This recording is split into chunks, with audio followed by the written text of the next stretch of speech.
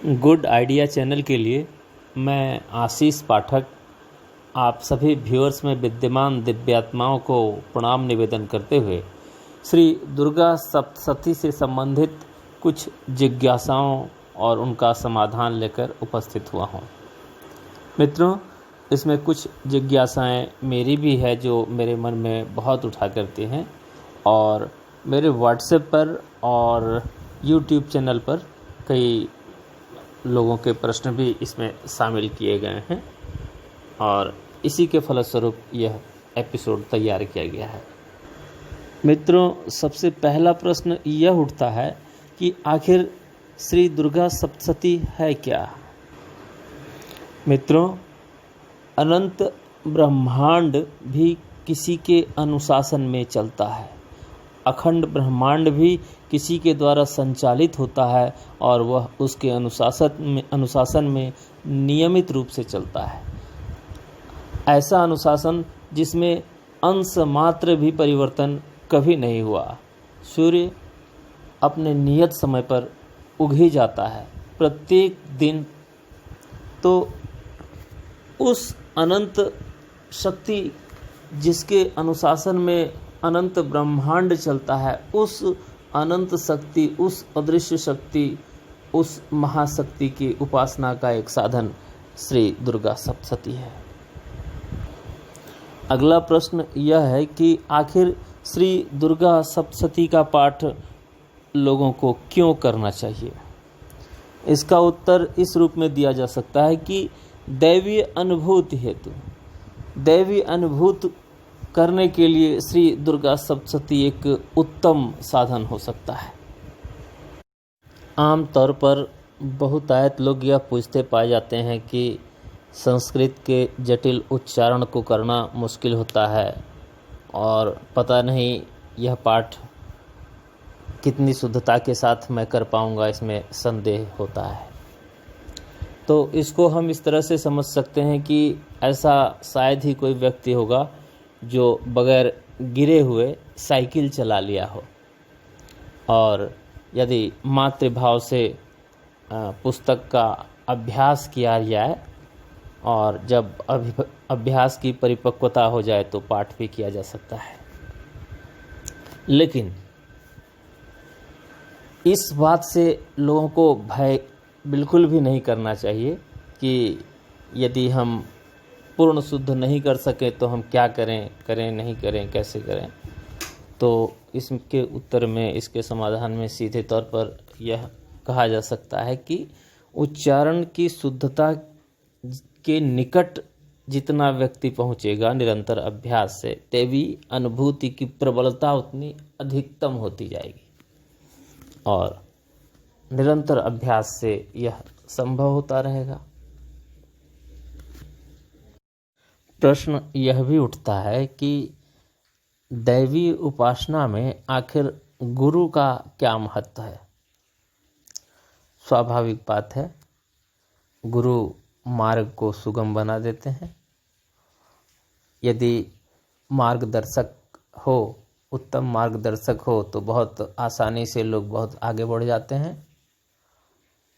अब प्रश्न ऐसा है कि गुरु कहाँ मिलेगा, कैसे मिलेगा, हम किसको गुरु माने, नहीं माने, और जिसको माने उसके प्रति हमारी पूर्ण समर्पण हो पाएगी नहीं हो पाएगी। आजकल गुरु का बहुत लफड़ा चल रहा है, अच्छे लोग हैं, बुरे लोग हैं, बहुत दुविधा है। तो आखिर वो कौन सा उपाय हो कि हमको गुरु मिल जाए? तो इसका उत्तर ऐसे दिया जा सकता है कि इसका कोई सरल उपाय नहीं है। बस यदि हम गुरु की अभिलाषा रखते हैं तो उसी परमादरणीय शक्ति, उसी महाशक्ति से आराधना करने की जाती है कि आप हमें गुरु उपलब्ध कराइए। तो फिर क्या, यदि उत्तम गुरु नहीं मिल रहा है, किसी के प्रति समर्पण नहीं हो पा रहा है, तो क्या देवी की आराधना नहीं करें या सफल नहीं होगी? बिल्कुल होगी।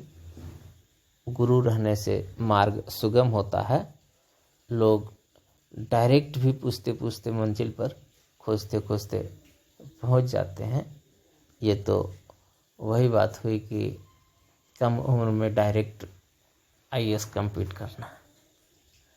तो ऐसे भी अनंत लोग हैं जो खोज करके भी मंजिल पा जाते हैं। तो कुल मिलाकर के करना चाहिए, आराधना करनी चाहिए, उपासना करनी चाहिए। कब व्यर्थ हुआ सदुपाय भला, यह सदुपाय है। और एक चीज़ तो निश्चित है, हानि तो कुछ नहीं है। अतः जुड़ना चाहिए, दैवी उपासना से जुड़ना चाहिए, मातृशक्ति से जुड़नी चाहिए। व्हाट्सएप पर यह प्रश्न बार बार मुझसे पूछा गया है कि क्या नियम है, कैसे करें, कौन सा पहले करें, कौन सा बाद में करें। तो निष्कर्ष है कि आपको जैसे इच्छा हो कीजिए। नियम कानून है, बहुत है, पुस्तक में लिखी हुई है, और आप जितना निभा सकिए उतना निभाइए। खा करके कीजिए, बिना खाए कीजिए, उपवास से कीजिए।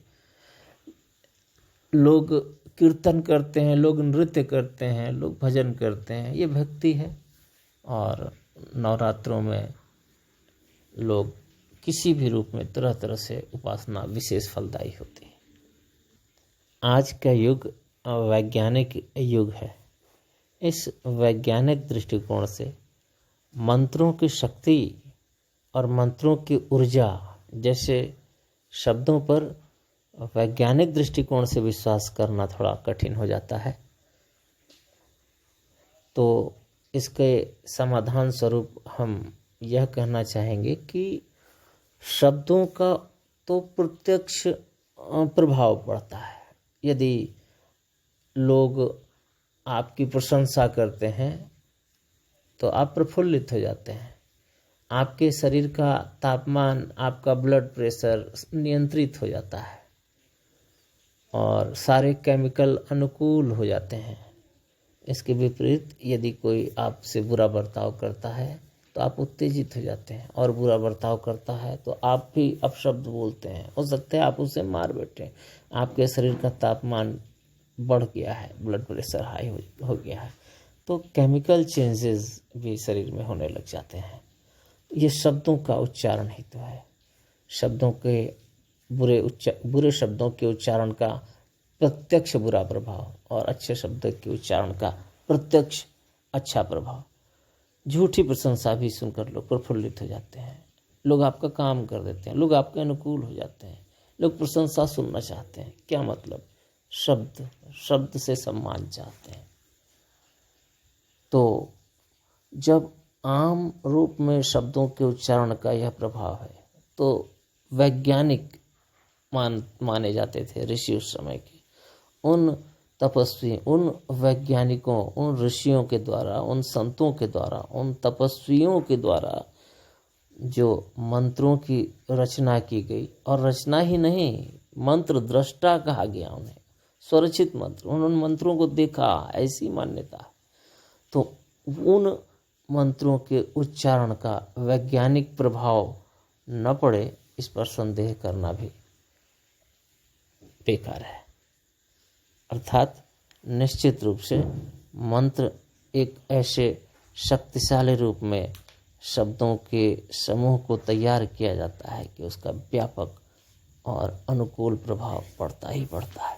और उसमें से सबसे शक्तिशाली मंत्र श्री दुर्गा सप्तशती के हैं, क्योंकि यह तीव्र दैवीय अनुभूति में सहायक है।